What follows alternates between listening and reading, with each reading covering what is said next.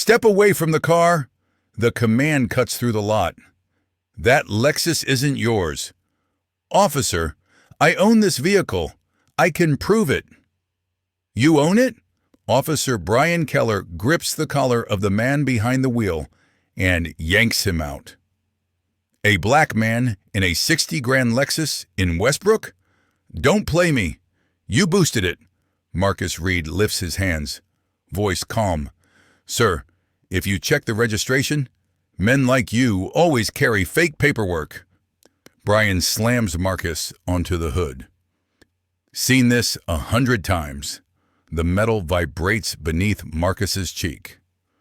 A small crowd gathers, drawn like it's free entertainment. A teen hits record on her phone and giggles. A guy in a navy suit pauses, gives Brian an approving nod, like he's watching a hero at work. No one questions the officer. Every eye suspects the black man. Brian snaps the cuffs shut and grins. Easy collar, good stats. Another day that feels like a win. He has no clue that the man he just accused of stealing his own car sits on the state's highest bench. Marcus Reed is a justice on the Ohio Supreme Court. And in 52 minutes, every person who watched this will scramble to apologize, to explain, to beg. They just don't know it yet. But this story doesn't truly begin here. It starts 10 minutes later and decades ahead, in a courtroom that technically hasn't happened yet. In that courtroom of the near future, Brian Keller sits at the defendant's table. His hands tremble on polished wood. Sweat trails down his temple. No badge, no gun, no confident half-smile. Across from him, a judge stares down from the bench. Marcus Reed, the same man Brian shoved against a hood, the same man he called a thief. That moment is close now, ticking toward him, 52 minutes away. But in this grocery lot, all Brian sees is another easy arrest. Another black driver who doesn't belong. Another scenario he's convinced he already understands. Marcus lies face down on the hood of his own Lexus. The metal is cold now. His shoulders burn. His wrists scream against the cuffs, but his mind is sharp, organized. He starts counting violations like beads on a rosary. 1, no stated probable cause. 2, no chance to show identification. 3, unnecessary physical force without threat. He hits 14 by the time Brian finishes the pat-down. By sunset, that list will reach 18. Inside the supermarket, a woman checks her phone near the cereal aisle. A notification hops up, share location request from Marcus. Her brow furrows. Her husband never sends that unless something is wrong. Her name is Lauren Reed. She spent 25 years as an FBI special agent. She's managed hostage standoffs in 3 countries, talked down barricaded shooters, briefed congressional committees. Right now, every instinct screams. She leaves her half-full cart, walking briskly toward the exit. Her stride is controlled, the measured pace of someone who knows panic gets people killed. Through the sliding glass doors, Lauren scans the parking lot. She sees the cluster of onlookers, the patrol car, the familiar Lexus, her husband handcuffed over the hood. Her hand automatically finds her phone. She doesn't sprint, doesn't shout, doesn't give anyone an excuse to say she's emotional. She taps the camera and hits record. Lauren Reed learned one rule long ago. Documentation wins, outrage loses, evidence is everything. She's got 1.4 million followers from true crime podcast spots. That audience won't matter yet, but the live feed will. In just under an hour, 2.3 million people will watch Brian Keller's career implode in real time. The countdown is already running. Rewind. 20 minutes before the cuffs, 20 minutes before Marcus's cheek hits metal, 20 minutes before Brian makes the worst decision of his professional life. Marcus pulls into the Westbrook Plaza lot on a gray Saturday afternoon. The sky is heavy, overcast, making everything feel a little more weighted than it should. He finds a space near the doors and texts his wife. "Scored a front row spot. Take your time," he writes. Lauren replies with a heart emoji and a line about finally having a normal weekend. No case files, no draft opinions, no FBI briefings, just groceries and maybe a movie. Marcus smiles and opens a document on his phone. 72 hours remain. The ruling is due Tuesday morning. A decision that will fundamentally rework police accountability across Ohio. Paragraph 52 stares up at him. Qualified immunity doesn't shield deliberate abuse of power. He typed those words 3 weeks ago, unaware he'd soon embody them. A patrol car glides into the lot. Officer Brian Keller automatically scans the rows of vehicles. 11 years on the job. Twice named Officer of the Year. Poster boy for recruitment brochures. His gaze snags on the Lexus. Sleek, tinted windows, chrome details. Price tag pushing $60,000. The sort of car he expects in gated suburbs. Not outside a discount grocery in this pocket of Westbrook. Then he notices the driver. Black male, late 50s, sitting quietly, focused on his phone. Brian's teeth clench. Something doesn't line up, he tells himself, in his mental playbook. This combination is always suspicious. High-end car, wrong driver, wrong neighborhood. He thinks of stolen vehicles, drug drops, gang money masquerading as comfortable middle-class life. He taps the plates into the computer. The system chirps back in seconds. Lexus registered to Marcus L. Reed, address in Whitmore Heights. No warrants, no alerts. Clean record. Brian frowns, runs it again. Same thing. Clean. He decides he trusts his gut more than databases. Databases get tricked. People forge registrations. He parks behind the Lexus and steps out. Marcus glances up from his phone, familiar unease tingling in his chest. He rolls down the window, voice steady. "Officer, good afternoon. Is there a problem?"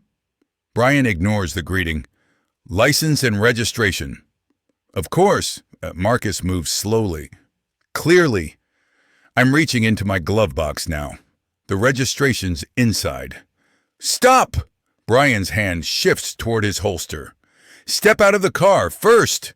Marcus hesitates. "May I ask why?" "I said out now." "Officer, I'm happy to cooperate," Marcus says.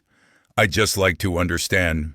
He opens the door carefully, keeping his hands where Brian can see them. This choreography is familiar, passed down like grim folklore. Every black man in America learns it. How to be visibly harmless.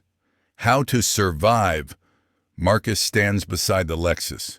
"My wallet is in my back pocket. Is it okay if Hands on the car! Don't move!" Marcus complies, palms pressing onto the warm hood of his Lexus, the car he bought years ago with his own money, now treated like stolen property. A passerby notices the tension and slows. She lifts her phone, thumb-tapping record like it's second nature. She can't be more than 19, hoop earrings, neon nails, cropped sweatshirt. There's no fear in her expression, just fascination. "Yo, this is crazy," she mutters, mostly for her followers. More people drift closer. A couple with a cart pauses. A man in a blazer stops dead in the lane. Someone chuckles under their breath. Brian sees the glowing screens. He squares his shoulders, adjusts his stance. Let them film. He's the department's golden boy.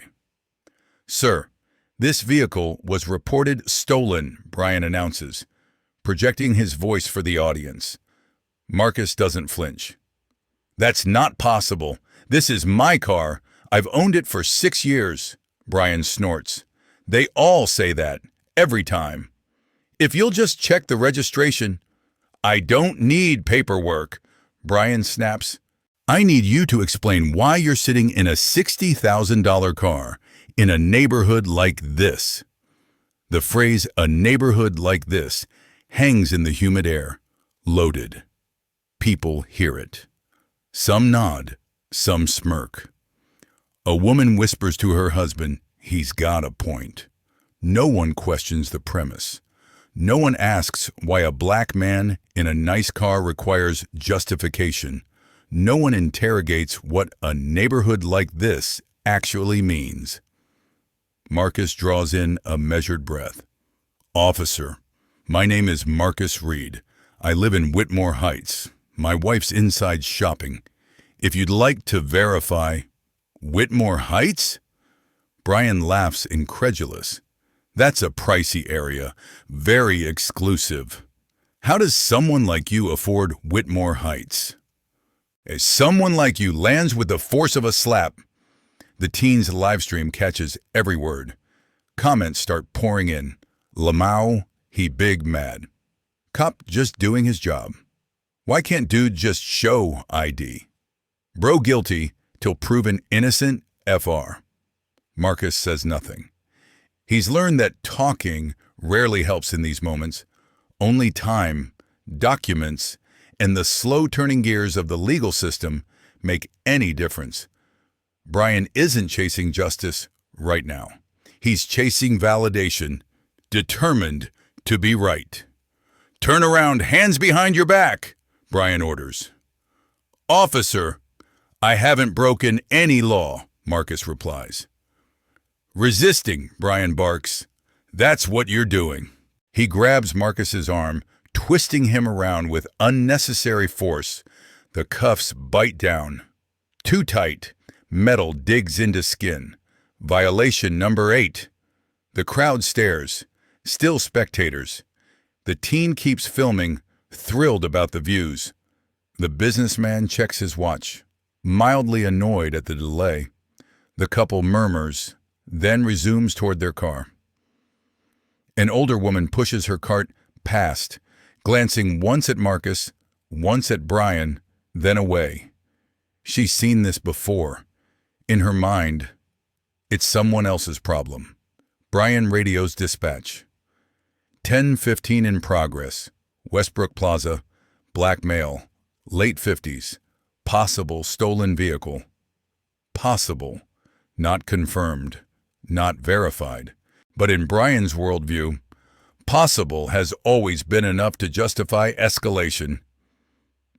He steers Marcus toward the cruiser. The back door swings open. The molded plastic seat waits. Marcus bends and slides inside. The door slams. Through the metal mesh divider, he sees Brian basking in the crowd's approval, smiling, nodding, milking their praise.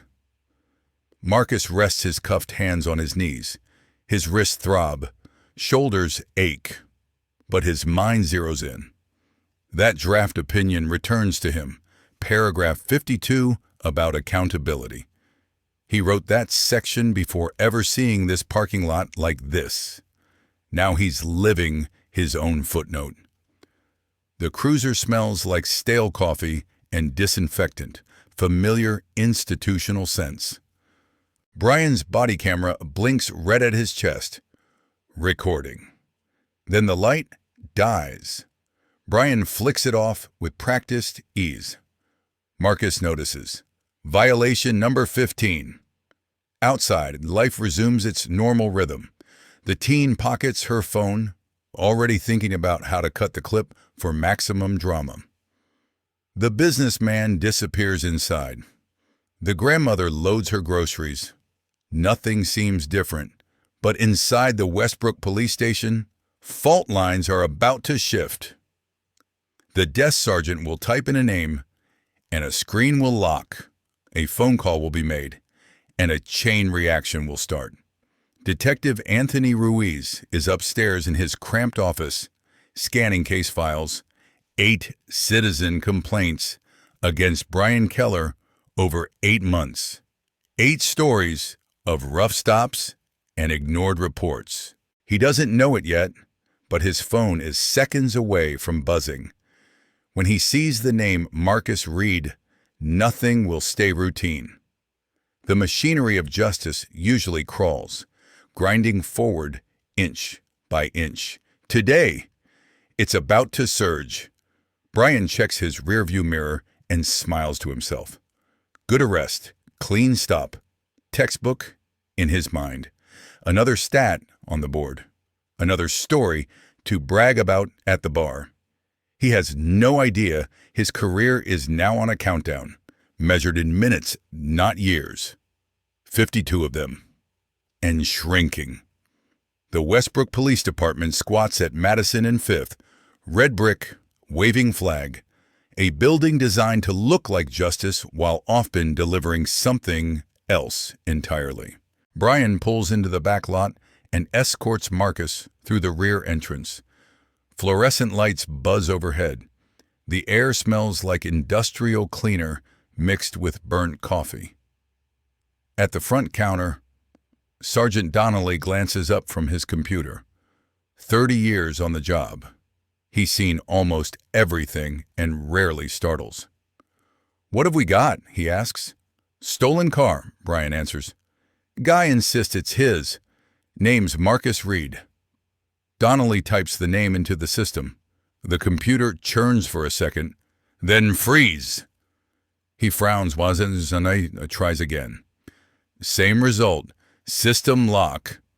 "That's odd," he mutters. "What?"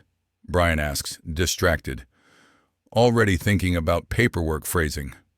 Systems acting weird. Donnelly picks up the phone and dials an internal extension.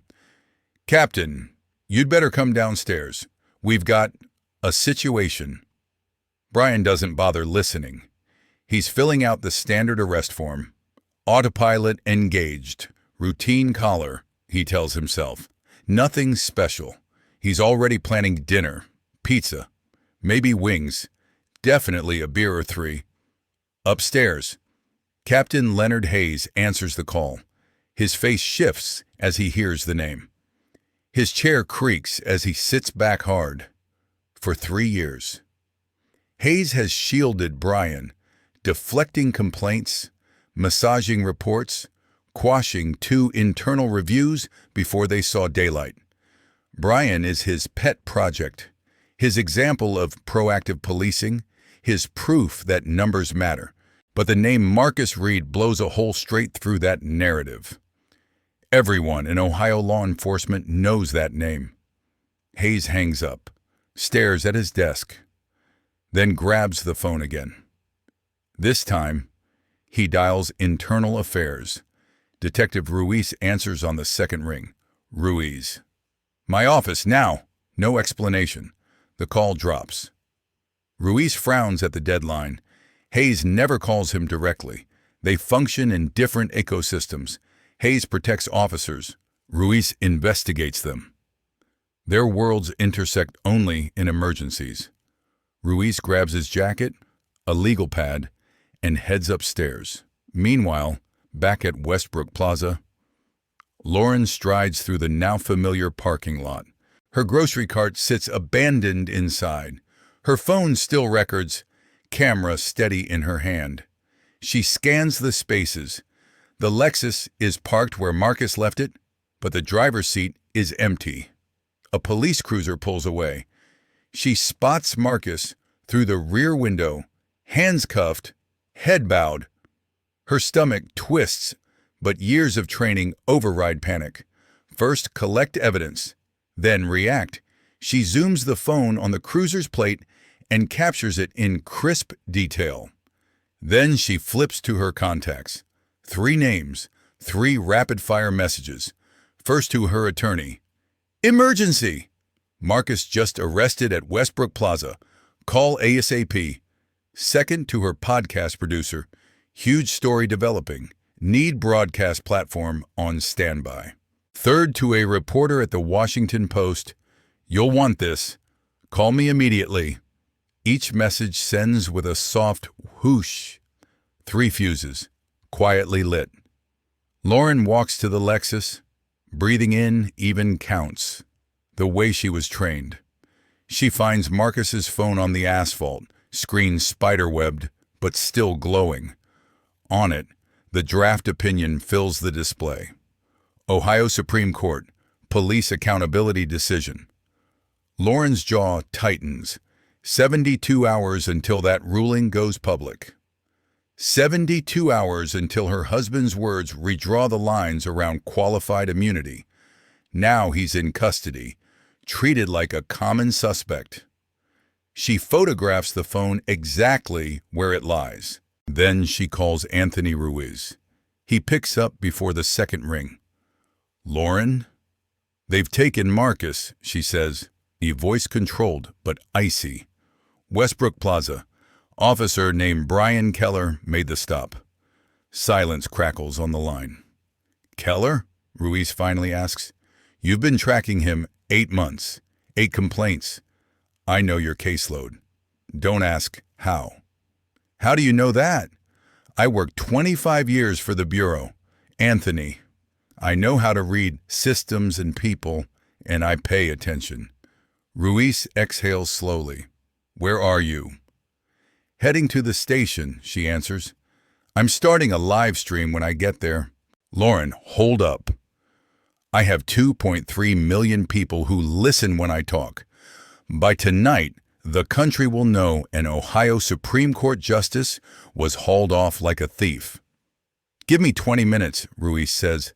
Let me get inside first. Let me manage this from the inside. Lauren weighs it. She trusts Ruiz. He's one of the rare ones who actually chases truth. 20 minutes, she agrees. Then the cameras go on. She ends the call. Inside the station, Ruiz stands in Captain Hayes' office. Door shut, blinds drawn. Hayes looks like he aged a decade in a quarter hour. It's Marcus Reed, Hayes says quietly. Justice Reed. Ruiz had already guessed, but hearing it confirmed changes things. Where is he now? Temporary holding. Keller's processing him. Processing him for what exactly? Ruiz asks. Plates came back clean. Cars registered in his name. Hayes massages his temples. Keller said it looked suspicious. Blackmail. High-end car. Sitting alone. Wrong part of town. That's not a crime, Captain, Ruiz says flatly. Hayes slams his palm on the desk. You think I don't know that? I do. Keller doesn't. Or maybe he doesn't care. Either way, we're here. We've got a Supreme Court justice in a holding cell. His wife is ex-FBI, and I guarantee at least a dozen phones caught this mess.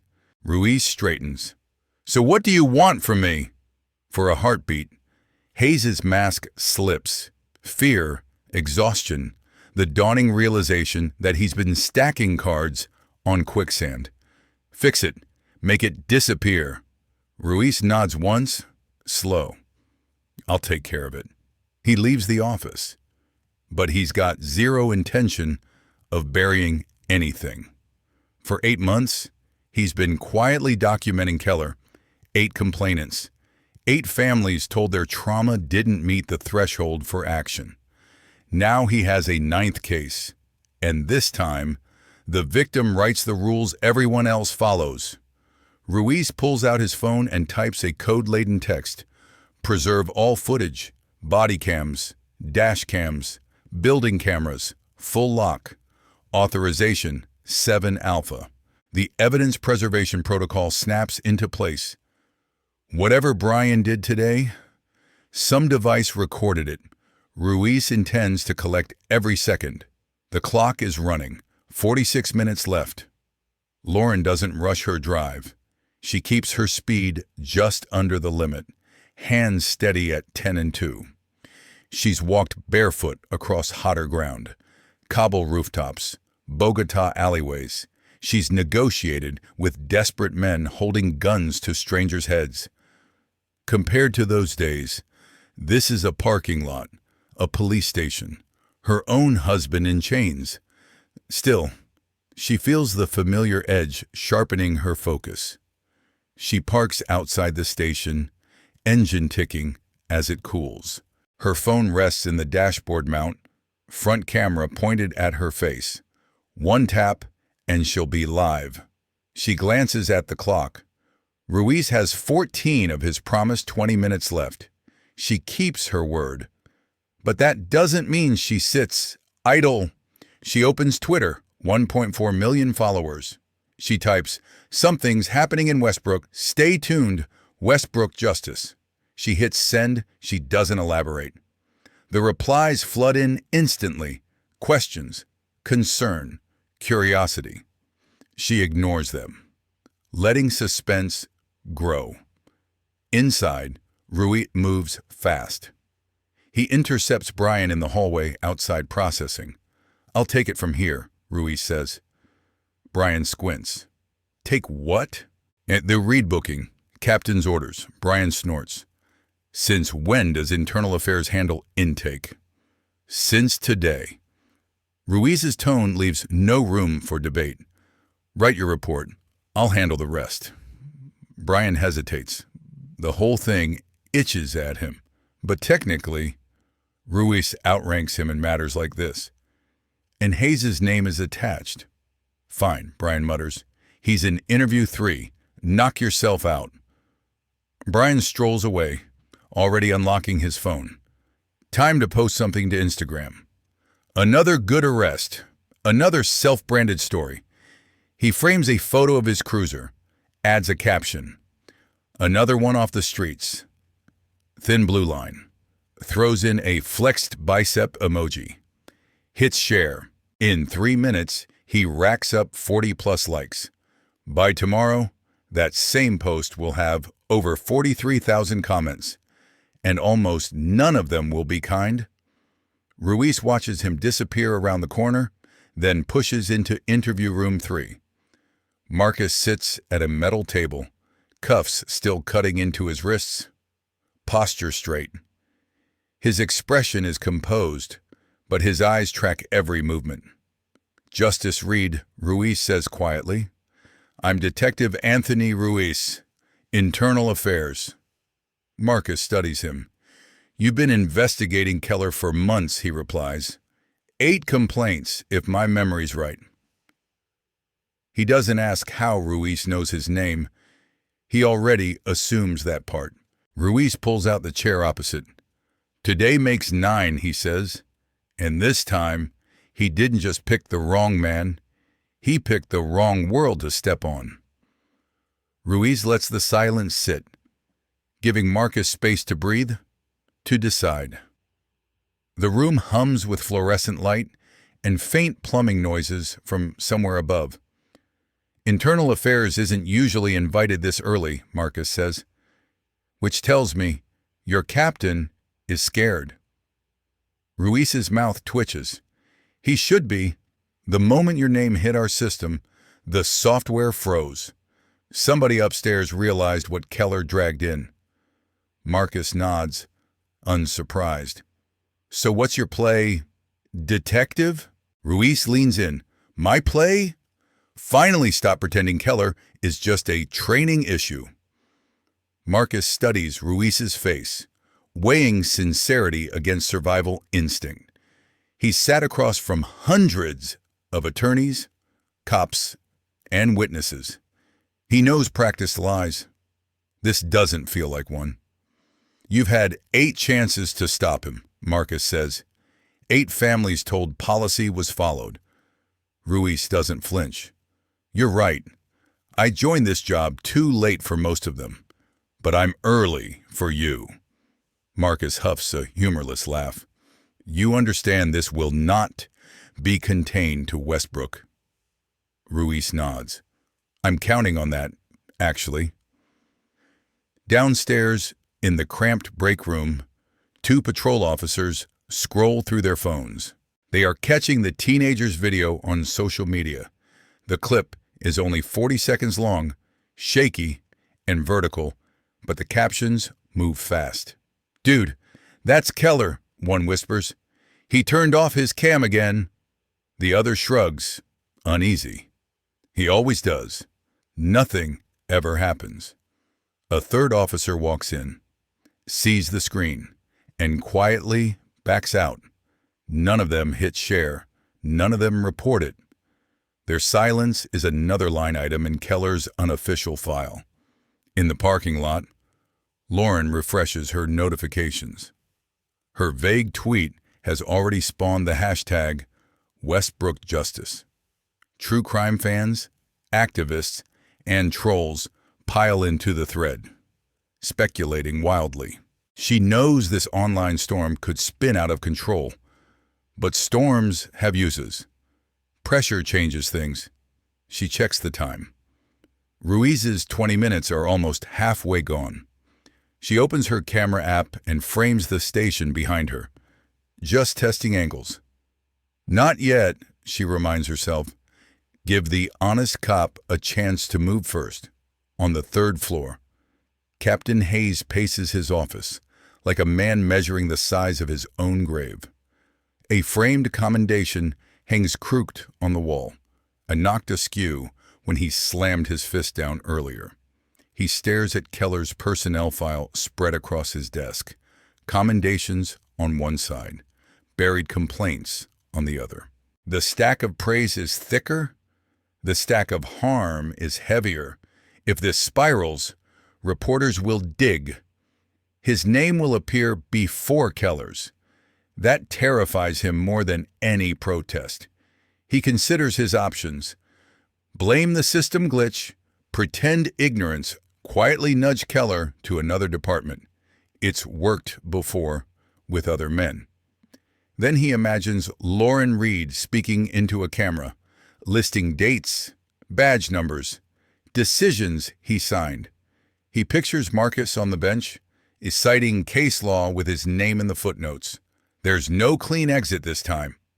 Hayes sinks into his chair, suddenly feeling every year of his career. For the first time, he wonders if protecting Keller was ever worth the risk. Back in interview 3, Ruiz slides a recorder onto the table but doesn't press start. "Off the record for now," he says. "I need context, not a soundbite." Marcus inclines his head. "Context is what you've been ignoring for 8 months. Ruiz accepts the jab. "Fair. Start with the day. Walk me through every command Keller gave you." Marcus closes his eyes. Rewinding. "He began with an assumption that my presence in my own car was evidence of a crime." Ruiz lifts his pen. "Go on." Marcus details each step, the demand to exit before providing ID. He notes the hand on the holster, the escalation when he asks simple questions. He describes the cuffs, the tightened metal, the moment the body cam light blinked off. Ruiz writes quickly, jaw tightening with every violation. "He claimed the vehicle was reported stolen," Marcus says. "I've never filed such a report. I've owned that Lexus for years." Ruiz underlines a phrase on his legal pad, fabricated basis for stop. We'll pull dispatch audio to confirm exactly what he said. Lauren checks the time again. Ruiz has 9 minutes left. Her phone buzzes, a text from her attorney. "En route. Do not speak to anyone without me present." Another from her producer. "We can push a live episode through every platform if you give us 30 minutes notice." She thumbs a quick reply. "Stand by. This will be big." She notices 2 squad cars pulling into the lot, officers glancing nervously at her parked sedan. She meets their eyes through the windshield, unblinking, daring anyone to tell her to leave. Inside, Ruiz's preserved footage order hits the IT department. A young tech named Malik watches the request populate on his screen. Eyebrows shooting up at the authorization code. He taps into storage, seeing Keller's body cam stream, the dash cam feed, plus external cameras from Westbrook Plaza. Several files are tagged with recent manual interruptions, abrupt endings that shouldn't exist. "You've been a busy man," Keller, Malik murmurs. He routes full copies to a secure internal server tied directly to internal affairs, adding an encrypted backup only he can access. Back at the front desk, Sergeant Donnelly watches the lobby monitor. Civilians come and go, paying tickets, asking questions, complaining about noise. The usual. Then he spots Lauren crossing the sidewalk, phone in hand, eyes sharp. He's seen her on TV panels and podcast promos, talking about forensic timelines and federal cases. He mutters, "Hell," under his breath. When high-profile people show up with cameras, nothing stays inside the building. He buzzes Ruiz on the internal line. "Your justice's wife just walked through the front door." Ruiz glances at Marcus. "Your wife is here." Marcus's expression doesn't change, but a small tension releases in his shoulders. "Then you're about to run out of quiet options, detective?" Ruiz nods. "I never expected quiet, but I did ask her for 20 minutes. I intend to use every second." He stands. "I'm going to bring in your attorney and make sure you're released before Keller can fabricate anything else. In the meantime, if you remember additional details, I want them on the record officially this time." Lauren steps up to the reception window. "I'm here about my husband, Justice Marcus Reed," she says, voice level but icy. The civilian clerk blinks, clearly recognizing the name. Donnelly appears before the clerk can stumble through a response. "Mrs. Reed," he says, using his most professional tone. "Detective Ruiz is speaking with your husband now." "Good," she answers. "My attorney will be here in 3 minutes. Until then, I'd like to wait where I can see who goes in and out of that hallway." Donnelly hesitates, then gestures to a bank of chairs with a clear view of the secured doors. He knows better than to pick a fight with someone who understands chain of custody rules better than half the department. Lauren sits, props her phone on her knee, camera angled low, but recording everything, and badges, nameplates, the clock on the wall. She doesn't speak to the camera yet. Silent footage is still evidence. A young officer walks by, recognizes her from a podcast thumbnail, and promptly decides to take his coffee break somewhere far away. Upstairs, Hayes stares at a muted news channel on his office TV. A ticker at the bottom talks about unrelated unrest in another city. But he knows how quickly national attention can pivot. One viral clip, one outrage thread, and Westbrook becomes the next headline. He digs out his phone, scrolling contacts until he finds Keller's number. His thumb hovers. Calling now would tip Keller off, give him time to coordinate a story. Not calling leaves him exposed if Keller panics alone. Every option feels like a mistake. He lowers the phone without dialing. For once, Hayes chooses inaction. Maybe Ruiz can actually clean this without dragging him under. Maybe, he tells himself. This can still be written as a misunderstanding, swiftly corrected. He almost believes it. Then an email pings on his computer. Subject, evidence preservation, priority. The attached report lists Keller's videos, flagged manual shutoffs, and the new directive tying all of it to internal affairs. Hayes feels his mouth go dry. This isn't going away. It's already turning into a case file. In interview 3, Ruiz finally clicks the recorder on. For the record, he says, reciting the case number, time, and names. This is a preliminary statement from Justice Marcus Leonard Reed regarding an investigative stop conducted by Officer Brian Keller. Marcus repeats his name and position, voice steady. Ruiz asks him to restate what he told him off the record. The story doesn't change. Same sequence, same wording, same measured tone. Ruiz notes that. People who lie usually embellish when they know the tape is rolling. As Marcus speaks, Ruiz mentally maps his words onto the video files Malik is pulling. He imagines the moment Keller's cam clicks off, then corresponding footage from a parking lot camera capturing everything anyway. Did Officer Keller ever inform you that you were under arrest? Ruiz asks. Only after I questioned his reasons for detaining me, Marcus replies. He labeled my questions resistance. Ruiz writes that down verbatim. This is more than one bad judgment call. It's a pattern, a script Keller's likely used on people without Marcus's platform. Lauren's attorney, a sharp-eyed woman named Denise Hall, strides into the lobby, blazer still marked with faint wrinkles from being grabbed on short notice. Lauren stands to meet her. They've got Marcus with internal affairs, she says quietly.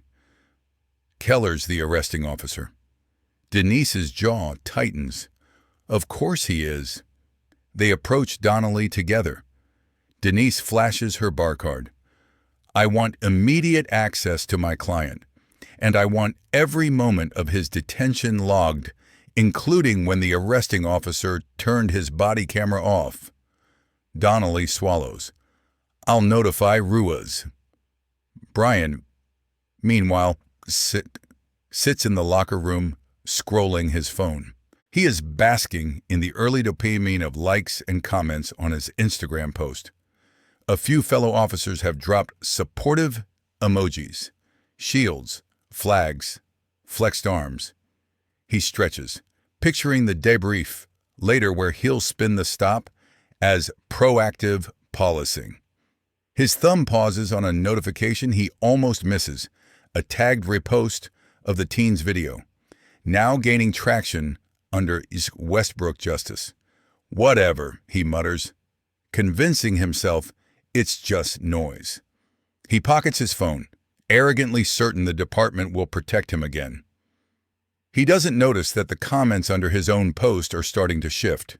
Amid the praise, questions appear.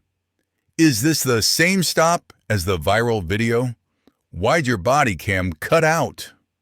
Someone drops a screenshot of Marcus's official portrait from the court's website. The similarity is unmistakable. A small knot of dread forms in Brian's stomach, but he shoves it down. He tells himself the internet always overreacts. It's just another storm he can ignore until it passes, like all the others. By morning, that post will hold tens of thousands of comments, and almost none of them will be kind. But right now, Brian walks down the hallway toward his sergeant's office. He is rehearsing a version of events that paints him as cautious, justified, misunderstood. He strides past interview 3 without glancing inside. If he did, he'd see Marcus seated calmly at the table, Denise at his side, Ruiz across from them. Officer Keller's career isn't on pause, Ruiz says, pen poised. It's on review. Marcus folds his hands. Then let's begin. 8 that I can prove, Ruiz says quietly. Odds are there are more. Marcus nods. There's about to be a 9th. Ruiz sits opposite him, elbows on the table. I know, and I need you to trust me for the next 30 minutes. Marcus arches a brow. Why would I? Ruiz pulls out his phone, tilts the screen. Evidence preservation order, authorization code, timestamps. Because I've waited 3 years for someone Keller couldn't intimidate. Someone the machine couldn't brush aside. Ruiz leans in. You're that person, Justice Reed. If you give me 30 minutes, I'll hand you everything you need to end his career for good and maybe crack open this whole department. Marcus considers him. 20 years on the appellate bench taught him how to read faces, pick out lies, separate nerves from manipulation. Ruiz is rattled, but he isn't faking. 30 minutes, Marcus says finally. Hey, then my wife goes, live. That's all I'm asking, Ruiz replies, standing. Ruiz reaches the doorway, pauses with his hand on the knob. For what it's worth, he says, not quite turning around, I'm sorry this happened to you. It never should have happened to anyone. Marcus studies him. I know, Ruiz adds, voice heavier now. That's why I took this job instead of a cushy desk. He steps out, the door clicking shut behind him. Marcus sits alone under buzzing fluorescent light. The surveillance camera in the corner blinks quietly. An unblinking witness Keller never bothered to notice. 38 minutes left on the unseen clock. The door swings open again. Officer Brian Keller strides into interview room 3 by himself. No partner, no supervisor, just him and the black man he blames for ruining his perfect afternoon. He drops a manila folder on the table and slumps into the opposite chair. The legs scrape loudly against linoleum. All right, he says, flipping open the folder. It's empty, a stage prop. Let's keep this simple. Where'd you get the car? Marcus's tone stays even. I'd like you to state the specific charges. Brian snorts. How about auto theft, possession of stolen property, resisting a lawful arrest? Hey, I didn't resist anything, Marcus replies. You were uncooperative. Same thing. Marcus inhales slowly, tamping down the anger. I'd like to speak with an attorney. Brian leans back, smirking. You watch too many cop shows. This is just a chat. 2 guys clearing things up. Then I'm free to walk out, Marcus says. Sit down, Brian orders. Am I being detained? Marcus asks. The smirk falters. What do you think?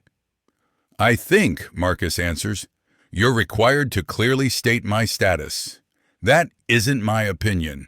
That's Reed v. Franklin, 2019. Silence. Brian squints. You some kind of lawyer or something? Marcus doesn't respond, letting the question float unanswered. Outside the room, behind one-way glass, Lieutenant Anthony Ruiz stands with his phone up, recording. Audio clean, video steady. This isn't paperwork. This is insurance against disappearing files.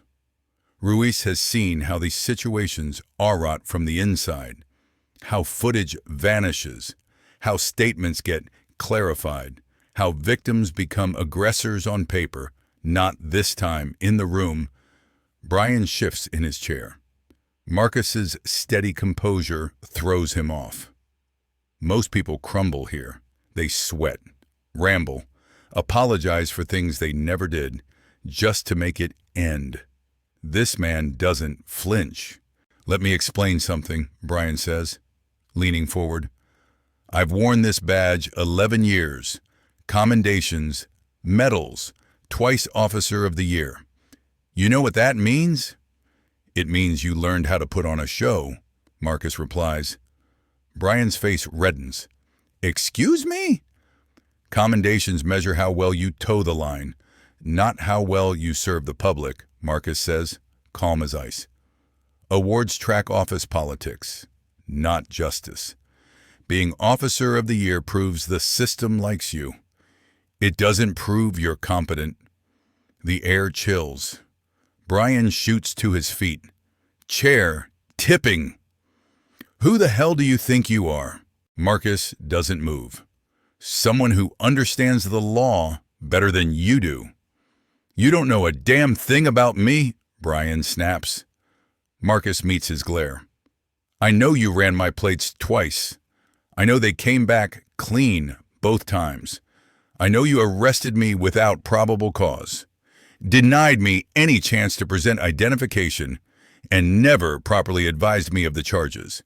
I know you used unnecessary force during a compliance stop. I know you manually shut off your body camera twice today. Brian goes rigid. That's 15 violations, Marcus continues evenly. We're at 16 now, since you entered alone without a supervisor. You're bluffing, Brian mutters. Reed v. Franklin, Nash v. Dayton, Harper v. State, Marcus says, letting the names drop like stones. Know what those decisions share? Brian opens his mouth, produces nothing. I authored them, Marcus finishes. The words hit like a punch. Brian stumbles back a step. You what? I wrote the opinions, Nash in 2018, Reed in 2019, Harper in 2021. Marcus rises slowly. My name is Marcus Leonard Reed, Associate Justice, Ohio Supreme Court. The color drains from Brian's face until he looks almost translucent. And in 72 hours, Marcus continues, I'll file a decision on police accountability, a ruling aimed squarely at this exact brand of misconduct. He straightens his shoulders, flexing his cuffed wrists. I plan to base it exclusively on statistics and transcripts. Now, I'll draw from first-hand experience. Brian lunges for the door, panic finally visible. You might want to call your union rep, Marcus says mildly. You'll be needing one. Brian barrels into the hallway, slamming the door behind him. On the other side of the glass, Ruiz lowers his phone, heart pounding. He's captured everything, every word, every admission, every second of Brian Keller realizing the ground has vanished beneath him. Ruiz saves the recording, duplicates it, emails a copy to a secure personal archive. Only then does he step into the interview room. That was something, he says. Marcus rolls his shoulders, the cuffs now unlocked. That was inevitable, he answers. Is my wife still here? In the lobby, Ruiz says. She's been waiting. How long? 18 minutes. Marcus nods once. Then we've got 12 before she starts broadcasting.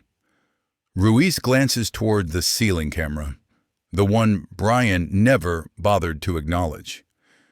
What do you want to happen in those 12 minutes? Marcus looks straight at the lens. I want a copy of that video, Keller's full personnel file, and a podium in front of every camera outside.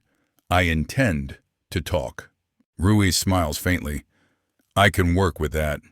24 minutes left. The door opens again. Captain Leonard Hayes appears, complexion chalky, hands unsteady. Justice Reed, he begins, voice thin. We've had a misunderstanding. You're free to go. Marcus stands. I'll require written documentation of my detention. Start time, end time, stated cause. Of course, Hayes says quickly. We'll have someone prepare paperwork. Detective Ruiz can... Marcus cuts in. I saw him behind the glass. Hayes stiffens. He hadn't realized Ruiz was observing. He hadn't realized anyone outside his circle knew. The room feels suddenly smaller, walls inching inward. Lieutenant Ruiz is with Internal Affairs, Hayes says, grasping at protocol. This is a patrol issue. Captain, Marcus replies, tone like gravel. Either Ruiz stays on this, or I call my attorney and the Attorney General within the hour. Your choice. Hayes swallows hard. Ruiz it is, he manages. Marcus walks out with measured steps, spine straight as a rail. In the corridor, he passes Brian. The officer presses himself flat to the wall, unable to lift his eyes. Marcus doesn't slow, doesn't speak. He doesn't have to. The power dynamic has already flipped. At the front desk, Lauren waits, phone still recording at her side. The moment she spots Marcus, their eyes lock. She doesn't rush forward, doesn't burst into tears or fling herself into his arms. She just gives a single, sharp nod. He mirrors it. 20+ years together makes words optional. Marcus reaches her and stops. Just for a beat. He exhales for what feels like the first time in an hour. His shoulders loosen. He gently massages the red grooves circling his wrists. Angry welts ring the skin, bruises in progress. Lauren quietly photographs each mark from multiple angles. Evidence, she murmurs. Always, Marcus answers. She glances at the timer on her screen. 3 minutes, she says. Then I go live. Hold up, Marcus replies, taking her free hand. Let's do this correctly. Together, outside. The media's already set up, she warns. I know, he says, squeezing her fingers. That's exactly what I want. They turn toward the exit, walking side by side. The desk sergeant watches them pass with something like awe and dread. Officers lining the hallway instinctively move aside, forming a narrow path. No one speaks. The glass doors hiss open, and daylight pours in, bright and unforgiving. Outside, the soundscape shifts, camera shutters, shouted questions, the hum of broadcast equipment. Marcus pauses on the threshold, taking it in. This is the hinge moment, he realizes. The pivot point. The instant where his personal humiliation becomes something public, expansive, dangerous, especially for people who look like him. They step out together. The parking lot is no longer just a strip of asphalt. It's a makeshift press plaza. News vans crowd the curb, satellite dishes pointed skyward. Reporters flank portable lights. Camera operators track every movement. Lauren's calls and texts did their work. Marcus walks towards the cluster. Lauren, half a step behind, her phone now streaming live. The viewer count spikes. 10,000? 50? 200? Sir! A reporter shouts. Can you tell us what happened in there? Marcus raises one hand. The noise softens to a buzz. My name is Marcus Leonard Reed, he says, voice ringing clear across the lot. I am an Associate Justice of the Ohio Supreme Court. 30 minutes ago, I was arrested in this parking lot, accused of stealing my own vehicle. A wave of shock rolls through the crowd. Microphones push closer. I was waiting for my wife, he continues. She was inside buying groceries. I sat in my car reading a draft court opinion. I was not committing any crime. He lets that hang. Heavy. Officer Brian Keller approached my vehicle, Marcus says. He did not request identification. He did not explain the reason for the stop. Instead, he told me, quote, a black man in a $60,000 car? You stole it. The murmurs grow louder, more jagged. He dragged me out of my car, Marcus continues. He slammed me against the hood. He cuffed me without probable cause. He referred to me as your kind. He insisted my documents were fake. He called me a thief before he ever saw my name. Marcus lifts his arms, turning his wrists outward. The red bands are visible even to the cameras at the rear. He did all of this while a crowd watched, he says. Teenagers filming and laughing, adults nodding their approval. Not one person in that lot asked if I was all right. Not one voice challenged the officer. He lowers his arms slowly. I am not telling you this to solicit pity. I'm telling you because I am fortunate. I have power, resources, a platform. I have a wife who spent 25 years as a federal agent, he adds, gesturing to Lauren. I have colleagues who return my calls. People will listen to me. Lauren steps closer, turning her camera so both their faces fill the frame. The live viewer count ticks past 1 million. My name is Lauren Reed, she says. I served as an FBI special agent for over 2 decades. When I walked out of that store and saw my husband in cuffs, I did what I was trained to do. I documented everything, Lauren continues. She lifts her phone slightly. This live feed has been rolling for nearly half an hour. Right now, more than 1.8 million of you are watching. She lowers it again. But this isn't the only record. There's more. The crowd leans in.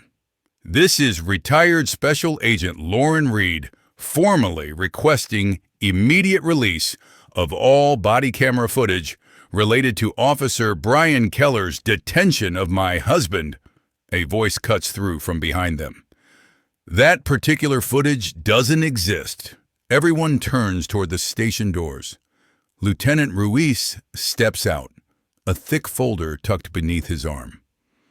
Officer Keller's body cam was manually shut off twice during today's encounter, he says, projecting his voice. I have the internal logs. Deactivations at 3:42 p.m. and 4:01 p.m. Each manual shutoff violates department policy. Each is grounds for discipline up to termination. Marcus flashes briefly on Brian's Instagram post. Another one off the streets. That narrative is dying in real time. Ruiz opens the folder. I've spent the last 6 months investigating Officer Keller, Ruiz says. During that time, I've tracked 8 prior complaints, allegations of excessive force, racially biased stops, civil rights violations. He lifts a stack of forms so cameras can see the case numbers. Every one of those complaints was closed without meaningful action. Every one was quietly shelved by leadership.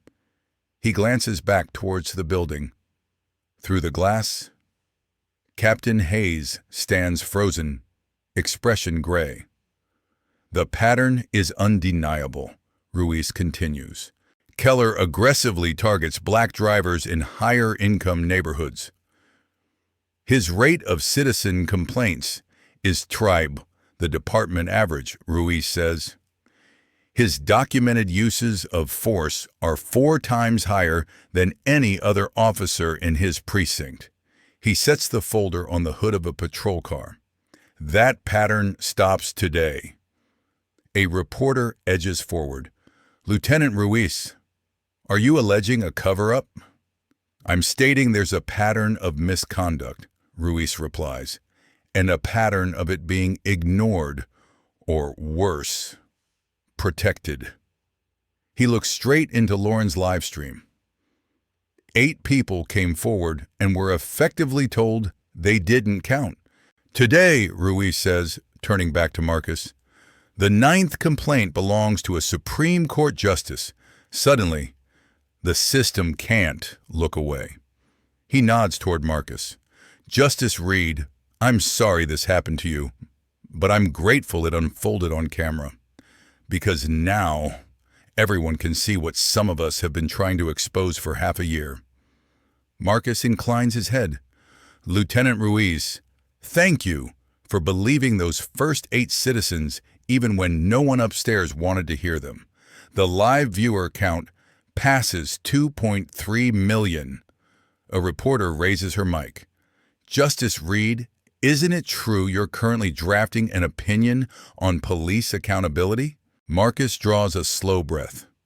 Yes, I'm authoring a ruling that will significantly alter how police accountability functions in Ohio. That opinion is scheduled for release in 72 hours. He pauses, letting the timeline sink in. I intended to rely solely on precedent and data, he says.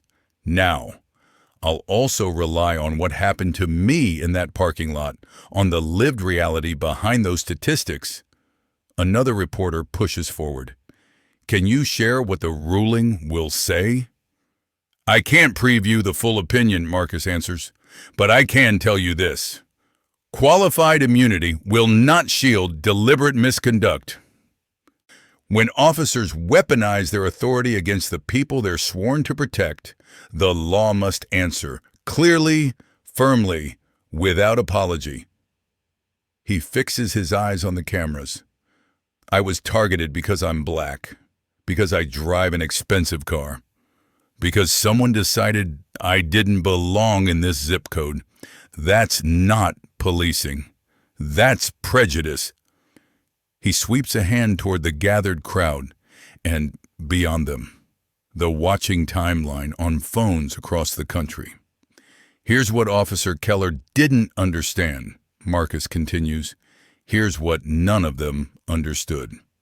He pulls his wallet from his pocket, flips it open, and holds up his ID for the nearby cameras. I'm not just a black man in a Lexus. I'm an Associate Justice of the Ohio Supreme Court. I've served on the bench for 12 years. I've authored more than 300 opinions. He slides the wallet away. But that shouldn't matter. My profession shouldn't determine whether I'm treated like a citizen or a suspect. The law is supposed to protect everyone equally. If it only truly shields judges, senators, celebrities, then it's failing everyone else. Lauren steps closer until their shoulders touch, fingers lacing together. My husband could have ended that stop in 30 seconds, she says. He could have announced his title in the first sentence. She glances sideways at him. Why didn't you? Marcus is quiet for a beat, choosing his words. Because the man 3 cars behind me might not be a judge, he says. The woman Keller pulls over next week might not have a former federal agent for a spouse. The teenager he stops next month might not know a single lawyer. He shakes his head. If my safety depends on dropping my title, then the system is already broken. I stayed silent so the ugliness would reveal itself honestly, without shortcuts. My silence, Marcus continues, expose the reality of how black people are treated when there are no titles involved. He concludes, just skin color and assumptions. He looks straight into Lauren's lens. You're all seeing what it looks like when no one speaks up. When crowds watch and treat someone's humiliation like a show. When officers lie and commanders bury the evidence. He lets the words settle. Well, now you're watching. Millions of you. What you do with that matters far more than what happened to me alone. Inside the station, Brian stares through a narrow window at the scene unfolding outside. His phone hasn't stopped vibrating. He finally checks it. His Instagram post has racked up over 50,000 comments. Heart emojis have been buried under skulls, firestorms, and demands for his badge. Not a single supportive message breaks through the avalanche of outrage. The door behind him opens. Captain Hayes walks in, looking drained. Keller, he says quietly. Badge and service weapon. Now. Captain, I swear, I didn't know who he was, Brian blurts. That's exactly the point, Hayes replies, extending his hand. You never know. You never stop to ask. Brian's fingers tremble as he unclips the badge he's worn for over a decade. 9+ years of praise. Plaques. And good job, kid moments. Reduced to a small hunk of metal. The badge leaves his chest. The familiar weight disappears, replaced by a hollow ache. He sets it in Hayes' palm, then unholsters his gun. Administrative leave, Hayes says. Pending full investigation. Don't leave town. Brian nods numbly. Words clog his throat. Useless. The badge clinks onto Hayes' desk with a sound that seems louder than it should be, echoing down the hallway. Outside, the press conference rolls on. Inside this narrow corridor, a career collapses in slow motion. Brian Keller, twice celebrated as Officer of the Year, stands alone. No colleagues clap his shoulder. No one whispers that it'll blow over. Deep down, he knows it won't. 72 hours later, the Ohio Supreme Court building rises against a dull, slate-colored sky. White columns frame the entrance, stone steps worn by generations of lawyers and litigants. This is where language becomes law. Marcus strides through the revolving doors in his black robes, footsteps echoing beneath the high dome. He passes portraits of former justices, climbs the familiar stairs, and enters his chambers. On his desk waits the final draft. 342 pages of legal reasoning, and one new, brutally honest footnote. The added line reads, "Recent events have personally underscored the urgency of this opinion." Its author has experienced the conduct described herein. 14 understated words. Future courts will quote them in hundreds of decisions. Marcus takes a pen, signs the last page with a steady hand. The ruling is complete. By noon, it's officially released. By dinner time, it leads national broadcasts. Screens flash the key sentence again and again. Qualified immunity cannot shield willful misconduct. When officers weaponize authority against citizens, the law must respond. The language reverberates across the country. In Westbrook, ripples turn into waves.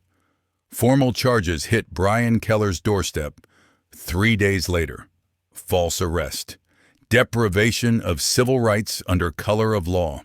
Prosecutors add tampering with evidence for the body cam shutdowns. Federal prosecutors layer on their own counts. Sentencing guidelines suggest 3 to 8 years. His attorney urges a plea. Brian refuses. He insists on trial, convinced a jury will understand. He will get his day in court, but under circumstances he never imagined.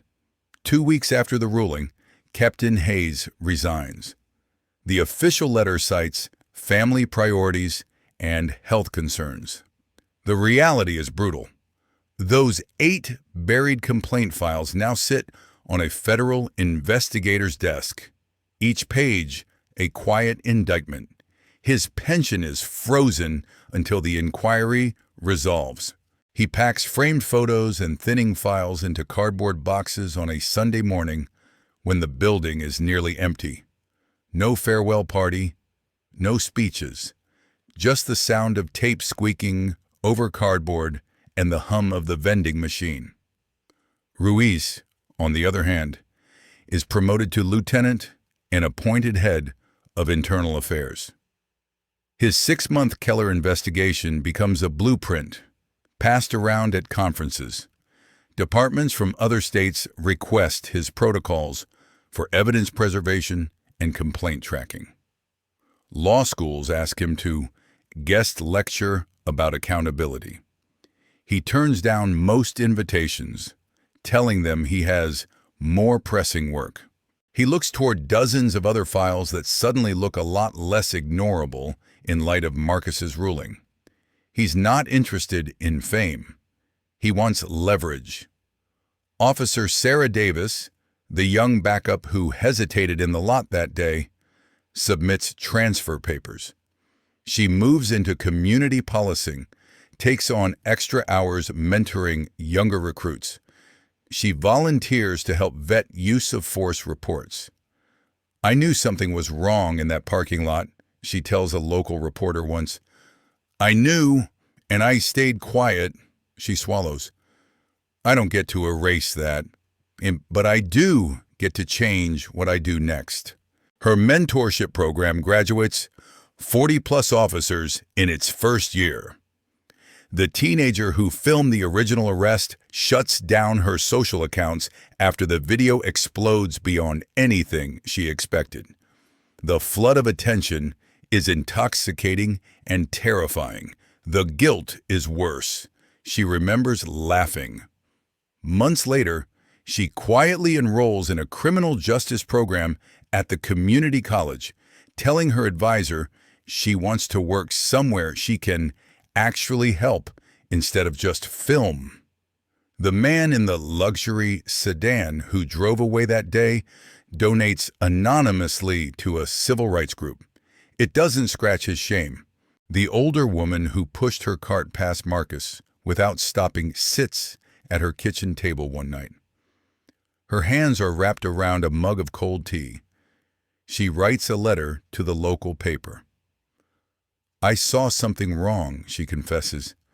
"I said nothing because I was scared. That was cowardice, not caution."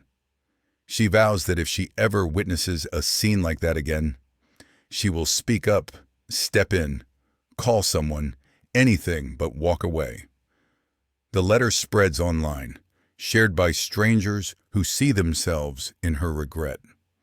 As for the Reeds, they sit on their front porch one quiet Tuesday evening. The sky is painted in bands of orange and gold. The neighborhood wrapped in that soft hush between dinner and nightfall.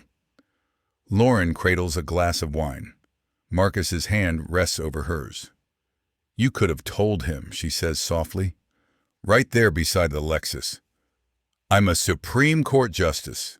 One sentence, and it would have stopped." Marcus watches the sun slide lower, saying nothing at first.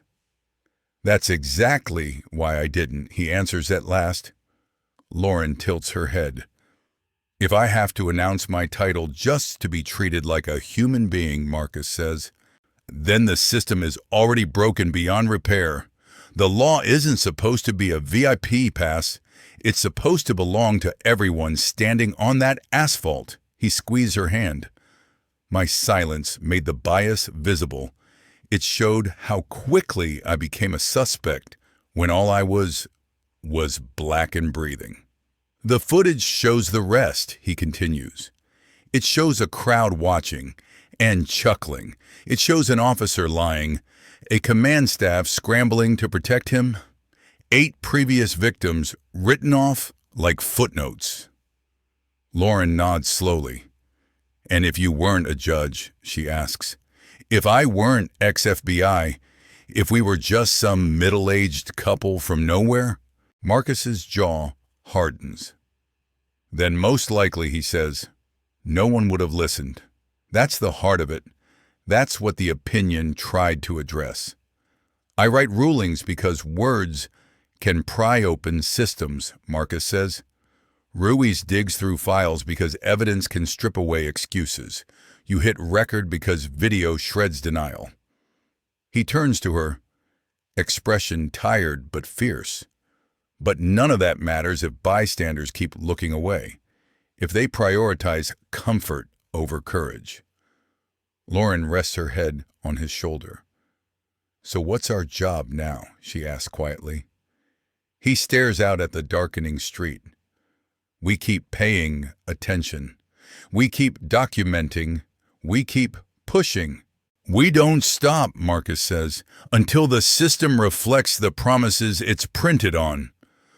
They fall into a comfortable silence as the sun disappears completely, leaving the street under soft pools of lamplight. A car glides past, a late-model sedan, windows down. Behind the wheel sits a young black man, maybe early 20s. Nice car, tight shoulders, eyes flicking repeatedly to his rear view. 3 vehicles back, a patrol cruiser follows, its light bar dark, but presence undeniable. The young driver checks his mirror again, fingers tightening on the steering wheel. He eases his speed down 5 miles below the limit. He signals every lane change like he's taking a driving test. Marcus watches from the porch, remembering the feel of cuffs and cold metal. At the next intersection, The squad car turns left onto another street. The young man glances again, sees empty road behind him. He exhales, shoulders dropping. The sedan continues home. Inside, a small dashcam blinks. Quiet, constant, just in case, because that's still the reality they live in. A world where black motorists buy cameras the way others buy air fresheners.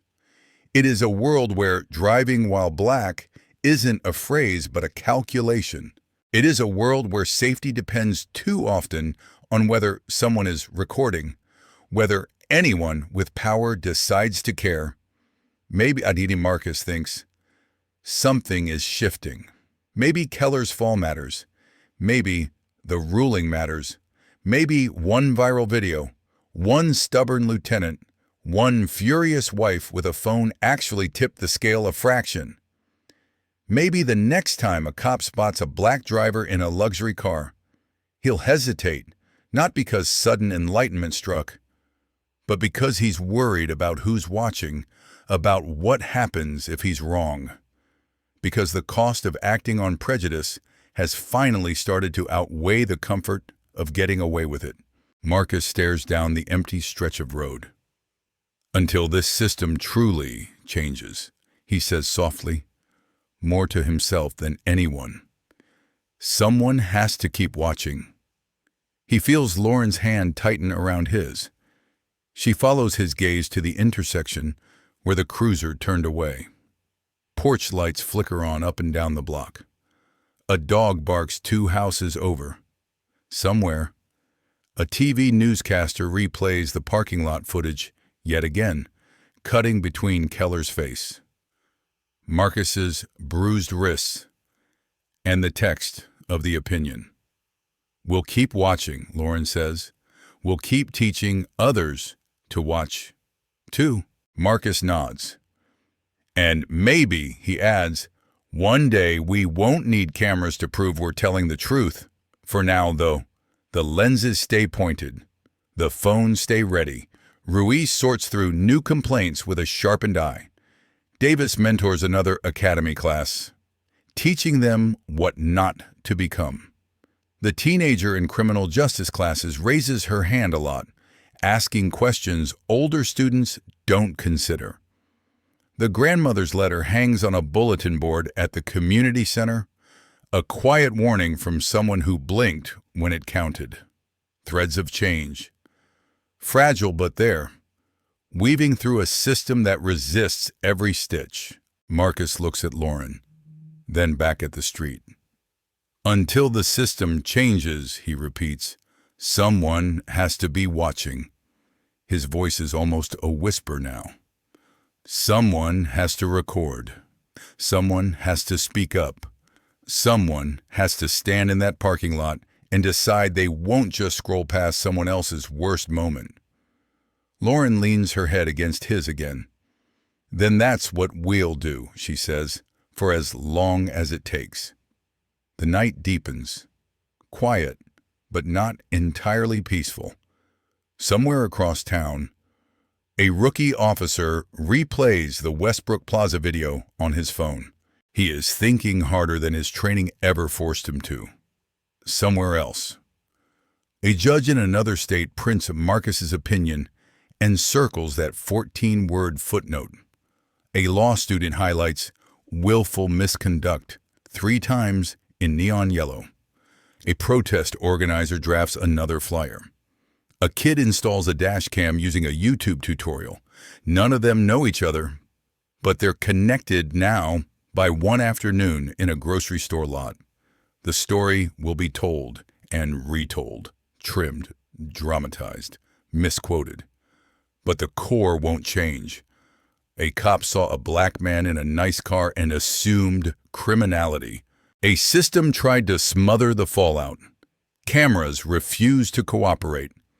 Over time, other headlines will push this one down the page, but the ruling will remain, cited, argued, built upon.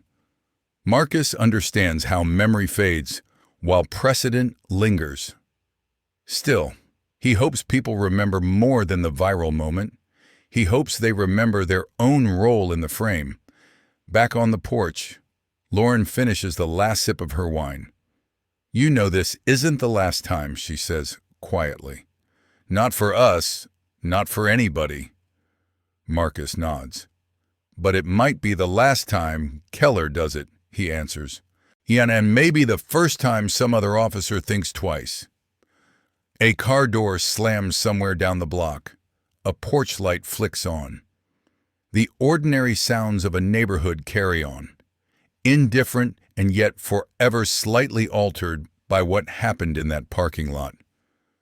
The young man with the sedan pulls into his driveway 2 streets over, shuts off the engine, and sits for a moment, listening to the ticking of cooling metal. He glances at the little camera on his dash, then at his reflection in the rear view.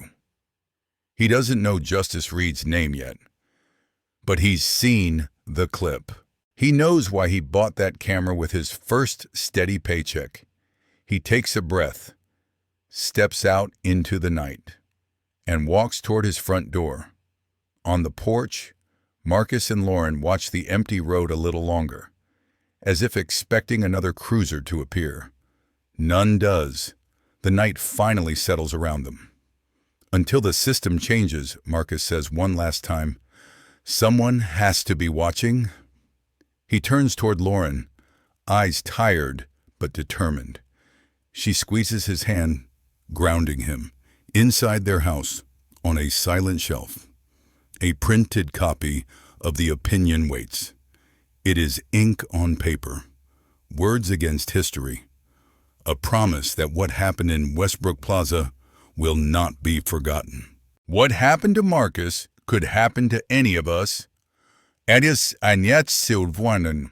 If you are over 65, you have probably seen more than your share of unbelievable stories on the evening news. But what happened to Justice Marcus Reed in that grocery store parking lot is more than a headline. It feels like something that could happen to a neighbor, a nephew, or even to you. One moment he is a respected judge, a parent, maybe a grandparent. The next, he is slammed onto the hood of his own Lexus, handcuffs biting into skin that has already lived through decades of struggle. For older Americans who remember segregation, redlining, and the long march of civil rights, Marcus's humiliation is a painful reminder. No matter a person's age or accomplishments, prejudice can still knock them flat without warning. The first lesson is simple and sobering. Dignity is not guaranteed, even to those who wear the robe of justice. It must be guarded and defended again and again. Cameras, courage, and the cost of silence. Many of you grew up in a world with no smartphones, no body cams, no live streams. If something ugly happened on a back road or in a parking lot, it stayed in the shadows. Today, one small phone in a steady hand can change the course of a career, a court case, even a state. Lauren, Marcus's wife, did what many of us hope we would do. She stayed calm, started recording, and called the right people. Detective Ruiz, tired of watching complaints die in dark file drawers, finally used his authority to lock down evidence instead of bury it. Yet the crowd in that first parking lot taught another lesson. Teenagers giggled. A businessman nodded along. An older woman pushed her cart past and said nothing.